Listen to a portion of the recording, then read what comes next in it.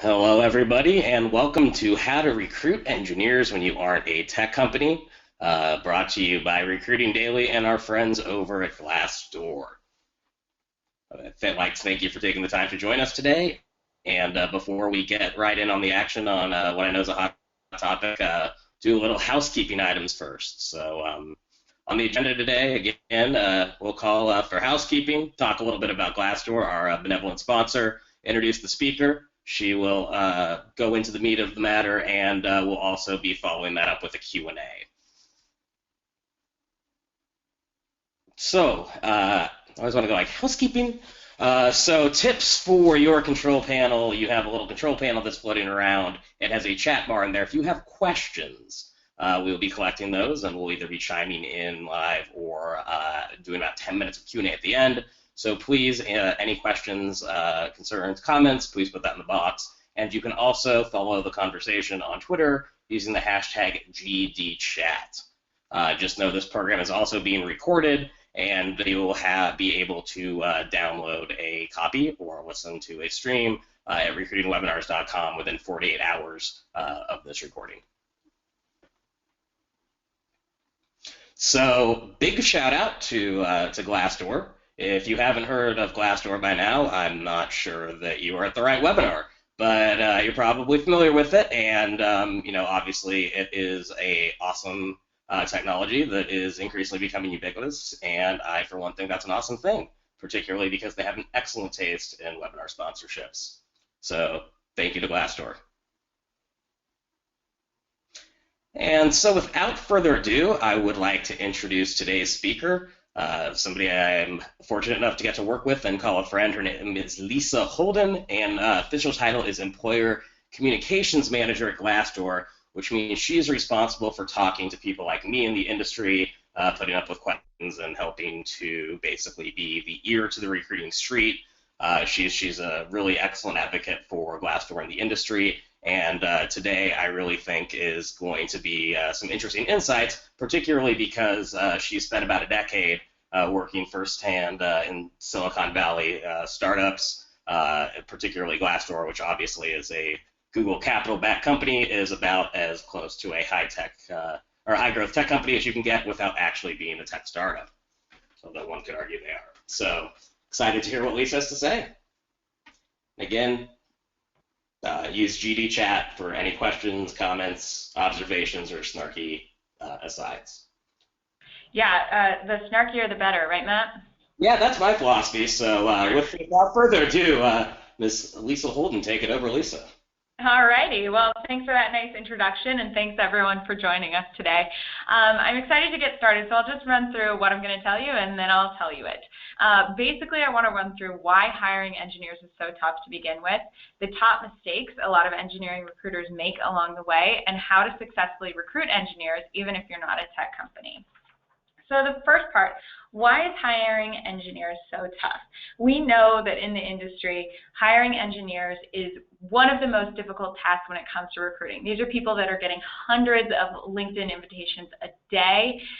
They're highly mobile, they can move easily, and we know that companies have ridiculous perks and offerings to give them to entice them to jump ship. So we find that they actually do jump ship more often than other roles in other industries, and so let's explore why that is.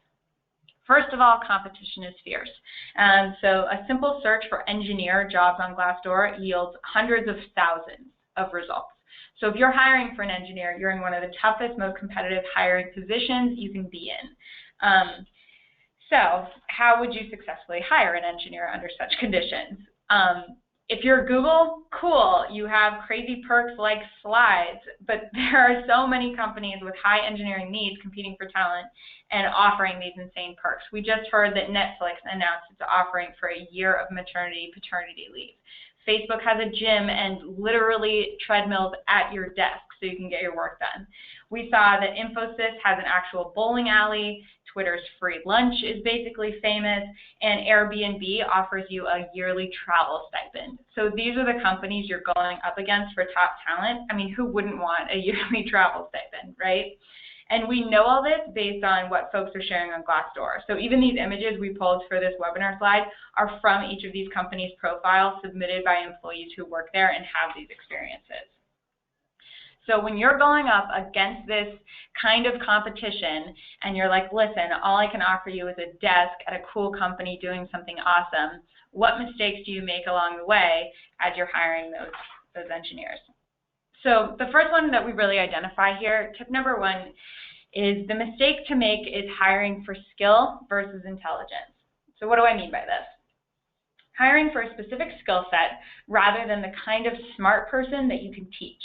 So you might have a couple years experience with some hot technology, but if that person doesn't know how to translate that experience or that knowledge into problem solving, that's not the kind of hire you want to make when you're recruiting for an engineer who is someone who's doing something you probably don't know how to do yourself. So what matters more to us than we think about hiring than skills is the ability to pick up new things quickly and work through problems independently. And I'll give you an example here. Our CTO, Ryan Aylward, once told me he interviewed a candidate who knew more about our programming language than he did. So this person was basically like an encyclopedia for this platform, but he couldn't problem solve outside of it. So something we always do in interviews is, share a problem we're currently having and ask someone how they would approach it, kind of from a macro perspective.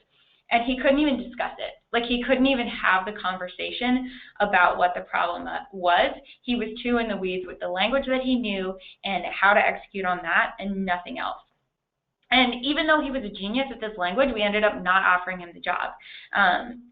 He had a ton of experience, but he just wasn't the right person to help us solve problems. So you need people on your team who, have that intelligence to use their skills to solve problems. The next mistake that we find people make a lot is ignoring emotional intelligence. So here's a snapshot of Glassdoor's jobs page. And what we notice is that these thousands upon thousands of job descriptions have in common is that they're all outlining particular skills required. And some of them might even touch on intelligence required, explaining the kinds of problem-solving skills that they need. But there's so much more that's needed for any new hire to be successful at an organization, and that is emotional intelligence. I want to explain what I mean here. So IQ is kind of like the what. It's what you do to solve problems, showcase your intelligence, and make your company better, right? But how you do that, the way you approach solving problems, is all about your EQ, or your emotional intelligence. Kind of the way you go about interacting with people and kind of teamwork. So someone with a low EQ that doesn't really care how they interact with people, but a high IQ, they can probably get the job done, but you're at a huge attrition risk when you have them leading 10 engineers who don't like the way they're spoken to every day or don't like being yelled at in a meeting. Hiring for someone who understands both of those elements, how IQ and EQ really work together, and that can feed your program and get the most out of your employees, is a really, really helpful thing. And I'll give you an example here. Every single Glassdoor employee actually goes through an extensive 2-day emotional intelligence training to make sure that every single person at the organization understands how to, A, express a frustration when something's going wrong, and B, communicate effectively when they're working with a team who is not expressing those emotions properly, so that we can really use our EQ skills to feed into our IQ and get the most out of our programs. All right, so my last kind of mistake here is forgetting to let the candidate interview you. What I mean by that is that you might love your company, but that doesn't mean that everyone will. And if you make a mishire and you mismanage expectations, you're looking at a loss right up front. So, I mean, obviously, we're in a good position to analyze this, right? We sit on 8 million company reviews, interview reviews, office photos, and more for more than 400,000 companies worldwide. And what we find is that different people love different elements of their companies, and what might be a pro for one person is certainly a con for another. So, like, I'll give you an example here. If you just look at this snapshot of Glassdoor's office photos on Glassdoor. So some people might love our team building events or the fact that we have a kayak sitting on the water, but the fact that we have dogs in the office dogs aren't for everyone. Some people actually request to sit away from the dogs because they're allergic, or maybe they don't like the sounds of snoring. But I love it. And for me, that was the differentiator that made me choose Glassdoor over a competing company, because I could bring my dog, and so much of Glassdoor was exciting to me. So making sure that you set up the interview so that the candidate can interview you back is crucial, so that you don't make a hiring mistake. In fact, 6 in 10 employees say that job realities are different than expected. This is from a survey we did a little over a year ago, where we basically asked people if their expectations that were set in the interview process were met once they started the job, and more than half said that they were not. So that's a huge attrition red flag, right? If you're not setting up expectations properly in the interview, and it takes so long to make an engineering hire specifically, you're looking at a loss up front. So smart companies encourage candidates to research them on third-party sites like Glassdoor. Check us out, ask your friends, see if this is right for you, and make sure that you're setting up a situation where the candidate can ask you real questions and you're being honest in the interview process. Okay, so how do we actually recruit these engineers? We know they get recruited all the time. So last February, Glassdoor wanted to find out what engineers actually think of being recruited. Like, what are the highs and lows? So we wanted to find out, what do they appreciate from recruiters? What do they find annoying? And how can hiring managers set themselves apart? So we asked them, and here's what more than 1,400 respondents had to say. First of all, 81% value when a recruiter is transparent about the pros and cons of a company. Okay, so that's most of them, right? And you might think that when you're approaching an engineer, you want to make everything roses because, again, you're going up against companies that have these crazy perks. But that's not actually what we find in the data. When we ask engineers what they want to know, they say, the more information I get up front, the better. And if I see that someone's honest about the pros and cons, I know that I can trust this conversation up front, and I want to hear more. And a few other factors here that seemed highly important were things like when you as a recruiter are knowledgeable about that engineer's experience, 63% say that's highly important to them. Another one that was important to 53% of respondents was prefer that you not be too pushy. So think about that for a minute, right? It seems pretty straightforward, but you have to understand that engineers are not by nature communicators. They're not people that want a lot of back and forth or a lot of phone calls. So acknowledging that and staying on the side of less pushy will actually put you in their good graces. And the last one here is 50% want the recruiter to work as hard for them as they do for the employer. It's clear that sometimes this is like how they're making their money, but when a recruiter comes off like they are simply working to fill a role that an employer is paying them for, that comes off wrong. Like, the engineer should really be your client here. And so, I want you to think about these things as kind of like your keys to success, right? Knowing what engineers want before you give them what they don't want. So we gave engineers an open text box to tell us what they like and what they don't like about the recruiting process. And here's what bubbled up to the top on the do side. It's really important that you understand their skills and fit the job to them rather than the other way around. And it's important to be transparent. So encourage your engineers to post on Glassdoor, for example, share a fresh perspective. And it's also important to point candidates to those reviews, point candidates away from the stuff that you're saying and the stuff that your employee, and point them towards the things your employees are saying. These are the people that are going to really influence their decision. Okay, so what did they say you shouldn't do? We saw this over and over. Don't omit the salary package. I know that can be frustrating. It's not always something you can put up front, but when you can at least give them a range or more information about the salary package, you're setting yourself apart again because they can make a more intelligent decision about whether or not this exchange is worth both of your times. So this is something that engineers said over and over to us.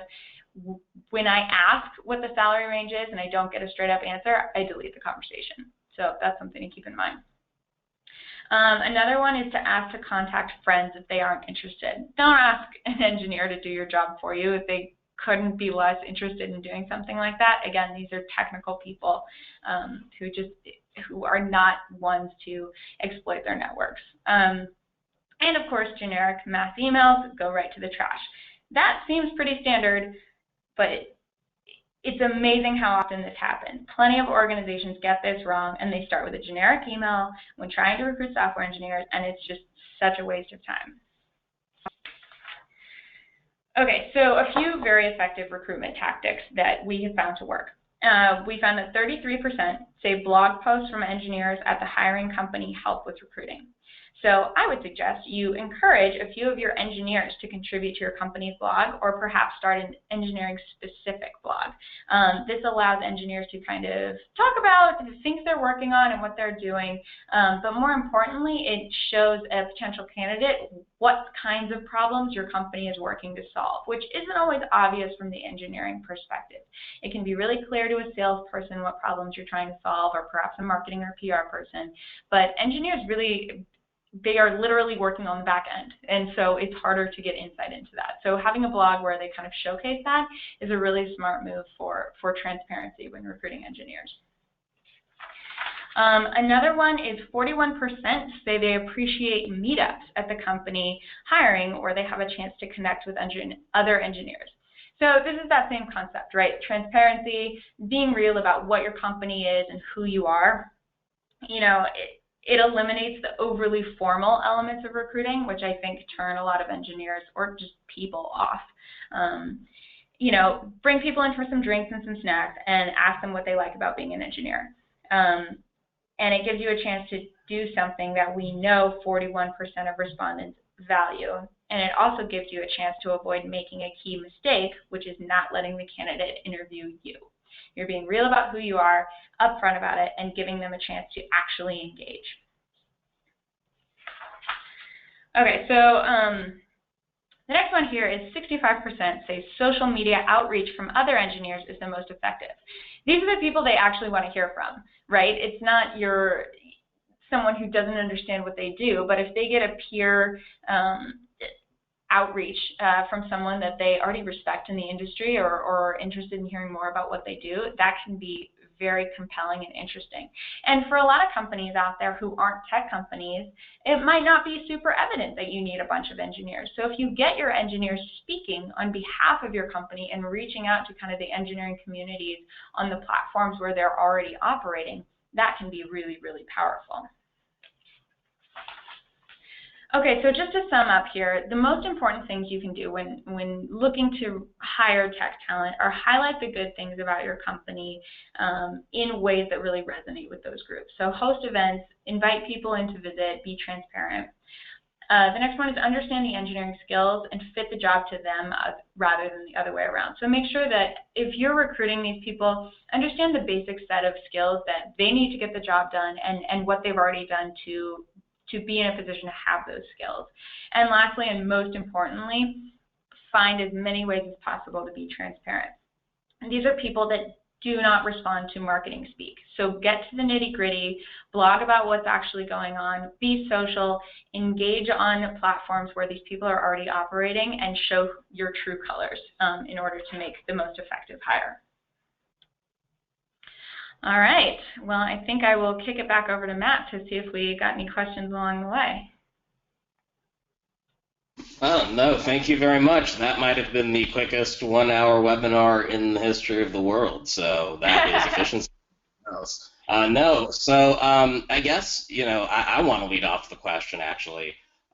Just, I guess, from your personal observations, what have you seen effective in a company that's obviously built around engineering, and how has the fact that the best engineer in your company is your CEO affected that strategy?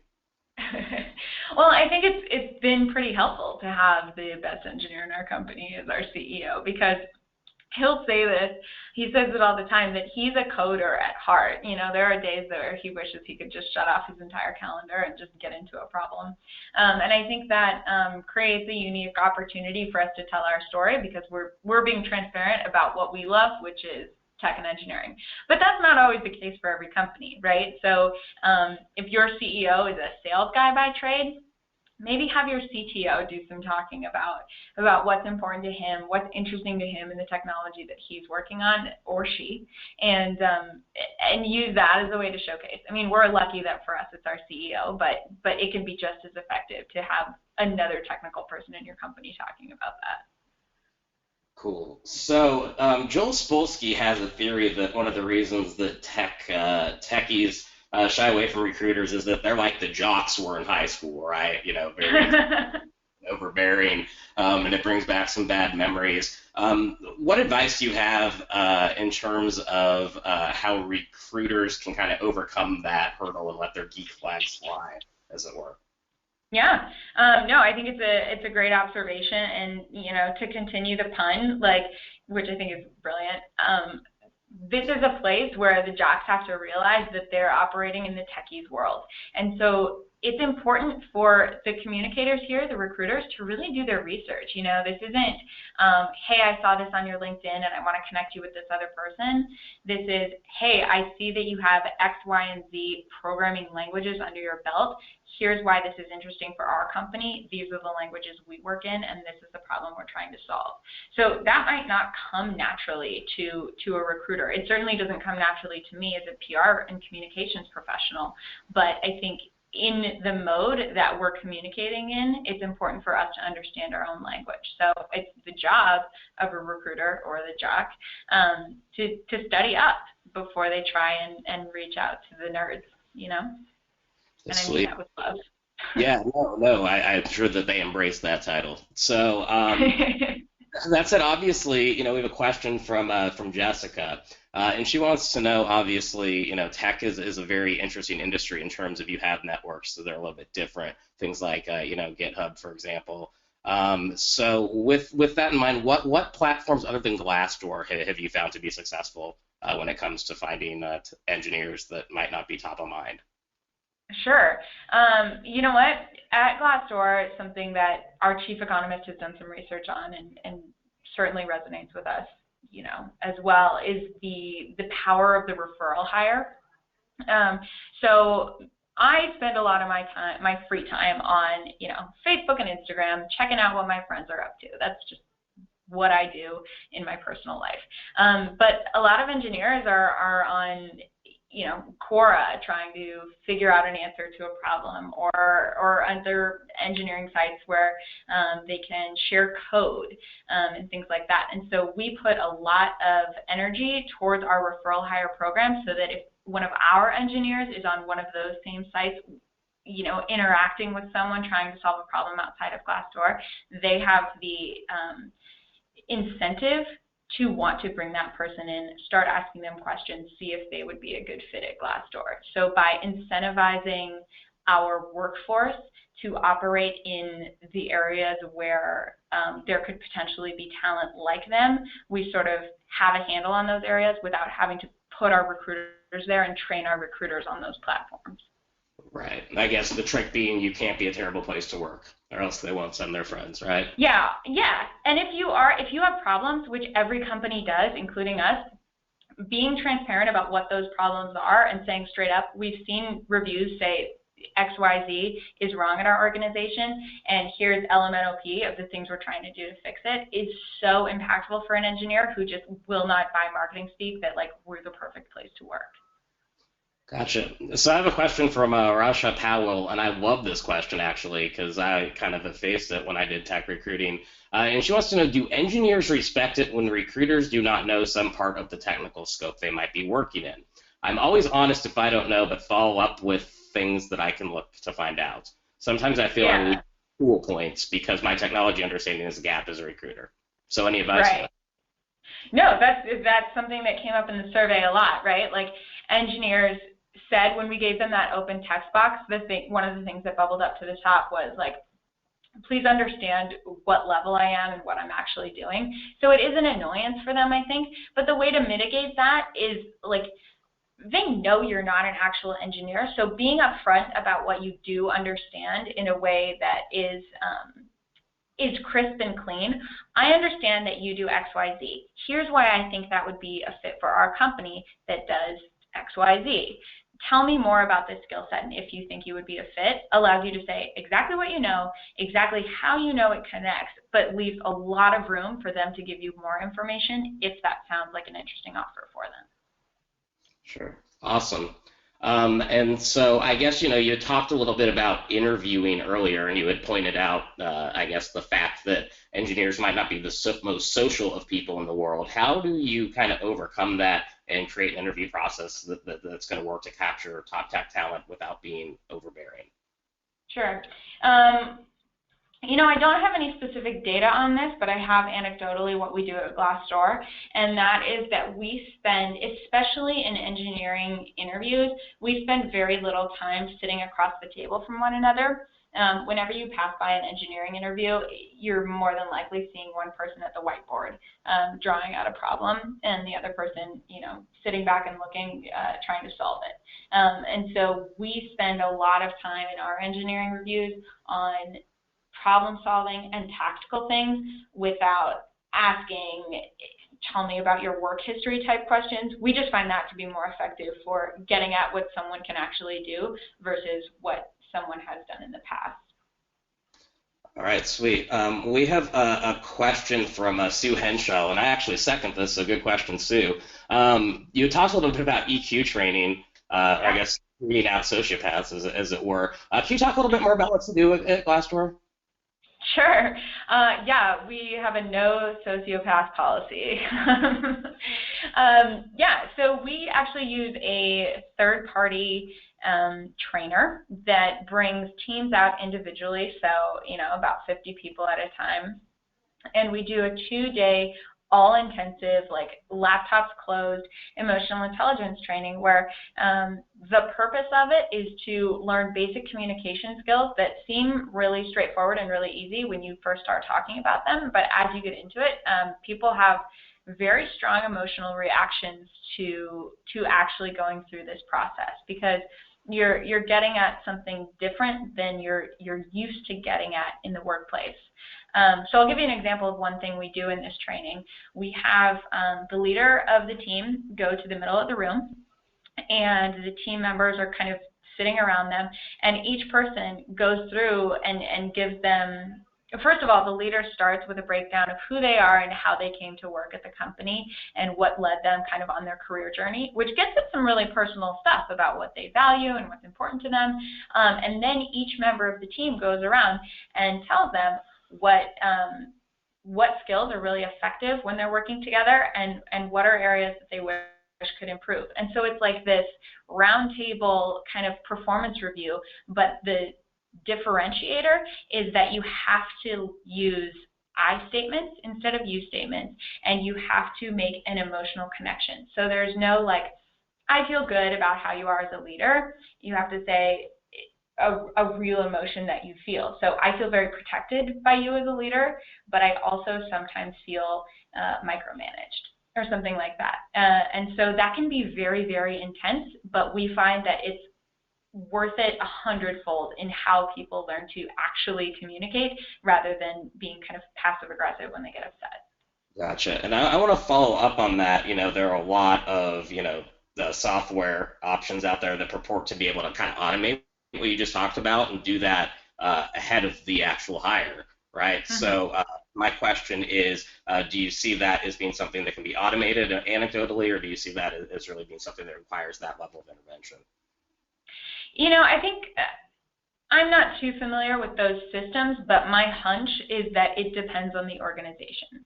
So I know for me what I need to do to figure out, someone, whether I'm interviewing them or chatting with a new hire on another team. I know what it feels like when I feel like I get them. And if there's a technology that can mimic that and make that easier for me to assess quickly, cool. I don't know that I've experienced that other than a face-to-face interaction at this point. Gotcha. So good PR answer, by the way. It depends on the organization. I think these have been really interesting questions, actually, and we'll wrap up with this one. People who are listening to this, if they could go back and start doing one thing right now to get better tech hiring, what would that little thing be? I think the most important thing, certainly here and at companies that I talk to about this all the time, is figure out a way to embrace transparency a little bit more. So whether it's reading your Glassdoor reviews, reading what people are saying on Twitter, or simply asking your employees, hey, tell us what it's really like, we really want to know, does two important things. One, it gives you a tremendous amount of information that you wouldn't have had access to before if you didn't ask or didn't look for it. And two, sends a message to your employees that you are in a position of wanting to embrace not only transparency but change. Tell us what's wrong, we're going to find a way to fix it. That's a really important message to send to people who are giving you 8, 10 hours of their day, day in and day out. We want to make this better for you. So I think the one thing is to embrace transparency, whether it's simply reading what people have said about you or asking for more feedback. That can help you starting today. Sweet. So, Cool. yeah, so with that, we'll give you all a half hour of your lives back. Please use it to actually call a candidate, let them know their status in a search, since you're floating around. Exactly. Yeah, and